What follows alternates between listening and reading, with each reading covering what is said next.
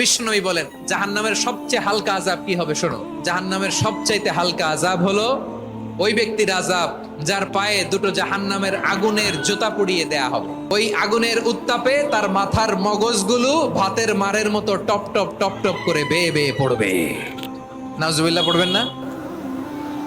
আচ্ছা প্রিয় সিলেট, আওয়াজ করে বলেন, এইটা যদি সবচেয়ে লাইট পানিশমেন্ট হয়, সবচেয়ে হালকা পাতলা সহনীয় আযাব যদি হয়, তাহলে ভয়ঙ্কর তোমার আযাবের কি অবস্থা হবে? আমরা কি ওই জাহান্নামে যেতে চাই?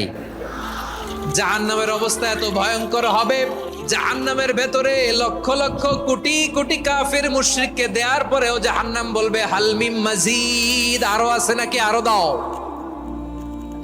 কোটি কোটি কাফেরের দল, মুশরিকের দল, সীমা লঙ্ঘনকারী দল, তাদেরকে যখন জাহান্নামে ফেলা হবে, বড় বড় পাথর খণ্ড জাহান্নামে ফেলা হবে, তারপরও জাহান্নাম বলবে হাল মিন মাজিদ, আরো আছে নাকি, দাও, আরো দাও, আরো দাও।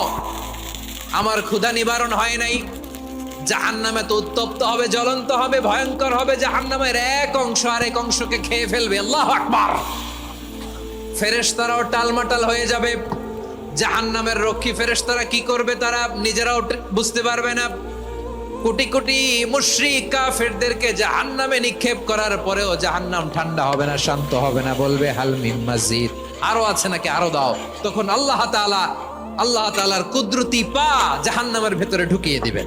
সুবহানাল্লাহ পড়তে পারলেন না মজা করে? কোনো কিছুতেই যখন জাহান্নামকে শান্ত করা যায় না, আল্লাহ তাআলা তার কুদরতি পা জাহান্নামে ঢুকিয়ে দিবেন। দেয়ার সাথে সাথে জাহান্নাম থেকে আওয়াজ আসবে, কাত কাত বিইজ্জাতিকা ওয়া বিকদরিক, আল্লাহ বিইজ্জাতিকা ওয়া বিকারামিক, আল্লাহ আপনার ইজ্জতের কসম, যথেষ্ট হয়েছে, এনাফ এনাফ, আর লাগবে না। সুবহানাল্লাহ বলেন।